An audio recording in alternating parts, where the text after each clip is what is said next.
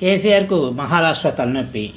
మన టైం బాగా లేనప్పుడు తాడే పామై కరుస్తుందంటారు. ప్రస్తుతం గులాబీ బాస్ కేసీఆర్ పరిస్థితి అలానే తయారైంది. గత అసెంబ్లీ ఎన్నికల్లో ఓటమి తర్వాత ఆయన పరిస్థితి మరింత దిగజారింది. ప్రస్తుతం బీఆర్ఎస్కు సొంత రాష్ట్రంలోనే సమస్యలు వస్తున్నాయి.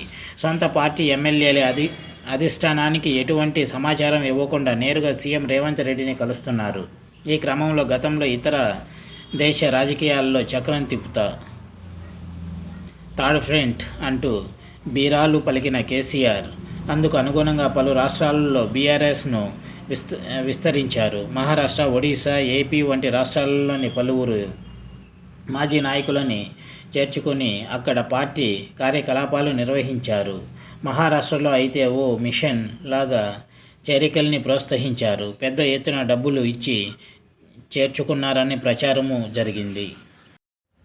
అయితే ఇప్పుడు పరిస్థితి తారుమారైంది. కేసీఆర్ ఓడిపోవడంతో వేరే రాష్ట్రాల వైపు చూసే సాహసం కూడా చేయడం లేదు. ఒడిశా నుంచి గిరిధర్ గమాంగ్ కుటుంబాన్ని ప్రత్యేక విమానంలో పిలిపించుకొని మరీ కండువా కప్పారు. ఏపీలో తోట చంద్రశేఖర్ జనసేనను వదిలేసి కేసీఆర్ వెంట నడిచారు. కనీసం ఆయన అందులో ఉన్న ఏదో ఒక స్థానంలో పోటీ చేసే అవకాశం లభించేది. మహారాష్ట్రంలో పలువురు మాజీ ఎమ్మెల్యేలను, మాజీ ఎంపీలను పార్టీలోకి చేర్చుకున్నారు. వారంతా ఇప్పుడు డైలమాలో పడిపోయారు.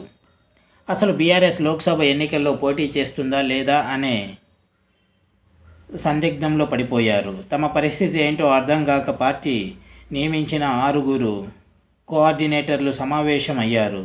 అసలు బీఆర్ఎస్ పోటీ చేస్తుందో లేదో తేల్చాలని కేసీఆర్కు లేఖాస్త్రం సంధించారు. వారంలో సమాధానం చెప్పాలని గడువు విధించారు. లేదంటే తమ దారి తాము చూసుకుంటామని అల్టిమేటం జారీ చేశారు. ఒకప్పుడు తన మాటకు ఎవరు ఎదురు చెప్పకూడదని భావించిన కేసీఆర్కు ఇప్పుడు మహారాష్ట్ర నేతలు గడువు విధించడం తీవ్ర చర్చనీయాంశం అయ్యింది.